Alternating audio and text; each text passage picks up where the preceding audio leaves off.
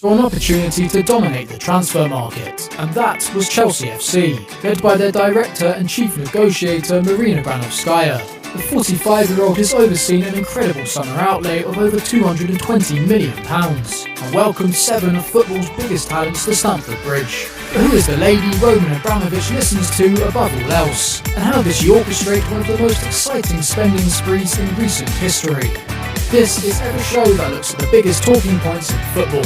And this week we are looking at Marina Granovskaya, the woman that won the transfer. Russian-Canadian nationality, her working relationship with Abramovich started over 20 years ago, when in 1997 she joined his oil company Sibneft. Initially as PA, Granovskaya clearly made an impression with the billionaire, as when he decided to buy Chelsea in 2003, she followed him to England. Over the next 7 years, her stature and voice in the club slowly grew as the West London side asserted themselves as a domestic force. Granovskaya's most notable contributions in that time include leading Chelsea to their new state-of-the-art training ground in Cobham and promoting the link with Dutch club Vitesse, which has provided their youth academy with valuable first-team experience. Both acts highlighted Granovskaya's visionary forward thinking, and by 2010 she was named Abramovich's official representative at the club. As the Russians' eyes and ears, her influence was building, and within 3 years, the Moscow State University graduate was sworn onto the board. 12 months later, the Times had already named her the most powerful woman in football. It's around this time that her reputation as a fierce negotiator and formidable transfer chief firmly evolved. She proved the driving force behind snatching Fernando Torres from Liverpool and fighting off competition for Diego Costa. Then in 2017, she sealed a £60 million per year sponsorship deal with Nike that will run until 2032.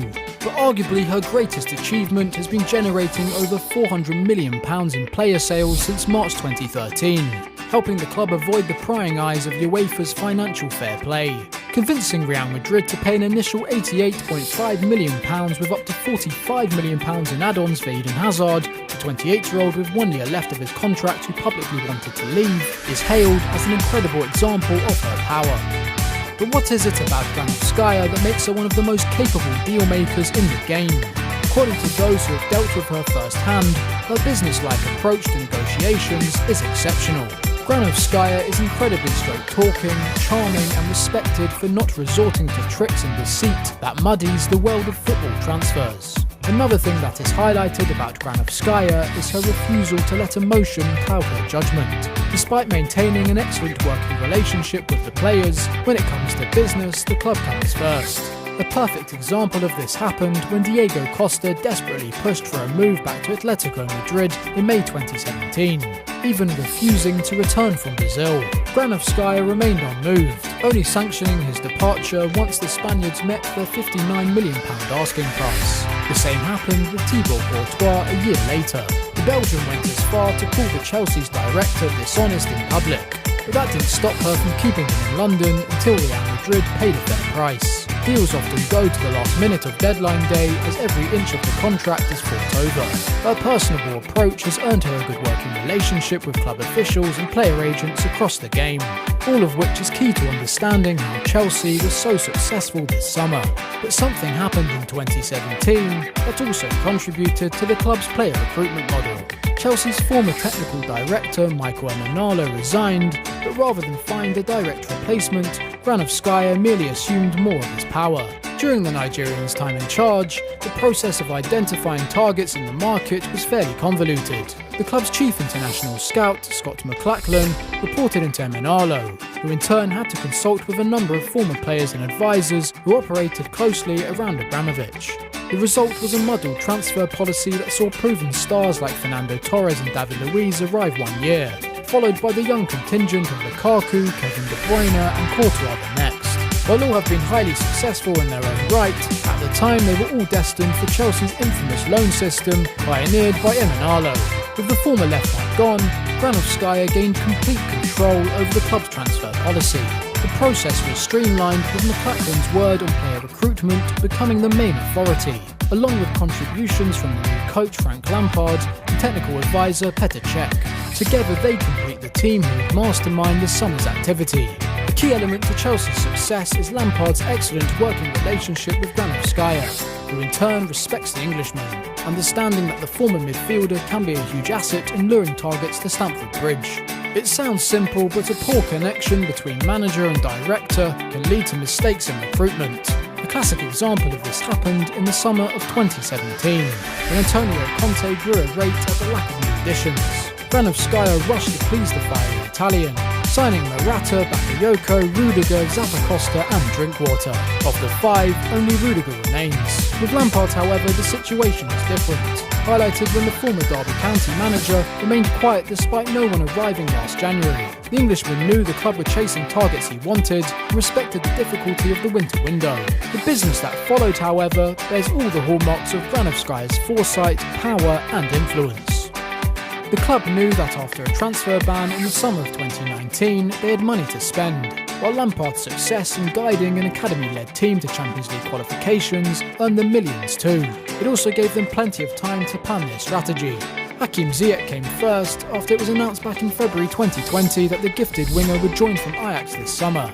Lampard had wanted him in January, but with the Dutch club refusing to play ball, accepted his delayed arrival. Industry experts across the game were reportedly very impressed with the speed and efficiency at which Granovskaya carried out negotiations, capturing one of Europe's most sought-after talents for a modest £38 million. It went against the trend of English clubs playing over the odds in the market. Next came Timo Werner, who'd widely been expected to join Liverpool. The German forward was available from RB Leipzig for just under £48 million. Yet the Reds strained to meet that release clause, and others tried to negotiate lower terms. In this instance, Granovskaya's transparency and directness paid dividends. As Chelsea indicated, they were happy to meet Leipzig's demands. The charm offensive from Lampard and even help from fellow German Rudiger was all it took for Werner to choose West London, having not even considered them as an option at the start of the window. Their persuasive double act struck again in the pursuit of German sensation Kai Havertz. The Bayer Leverkusen star was said to be blown away by the vision of a youthful attack-led Chelsea laid out to him by the manager and Granovskaya, who'd been tracking him for a number of years. The negotiations with a club backed by the huge pharmaceutical company had proved particularly challenging when it came to driving down the price. The Bundesliga outfit's transfer chief Fernando Caro was reportedly wary of falling for the Chelsea director's persuasive lure. German outlet Bild even claimed Granovskaya hired local agents to discover advantage points she could use in negotiations with Caro, suggesting a more ruthless approach to the Russian Canadian. Nonetheless, the Blues were determined not to bow to Caro's lofty demands, and negotiations were fiercely contested. However, both claimed success when the £89 million deal was agreed. The case of Thiago Silva and Ben Chilwell are examples of the director listening to the manager and putting his desires first. Despite agents proposing multiple alternatives, she understood that Lampard was only interested in Chilwell. Leicester City, however, initially claimed they would only entertain a world record fee over £17 million for the left-back, which complicated proceedings. But Granovskaya exploited the fact the Foxes had missed out on the financial promised land of the Champions League to drive a hard bargain, sealing the 23-year-old for £45 million.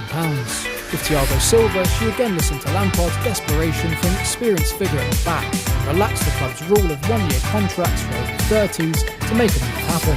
And finally, the arrival of Edouard Mendy highlighted the importance of Scott McLachlan's statistical database Chelsea had become famed for.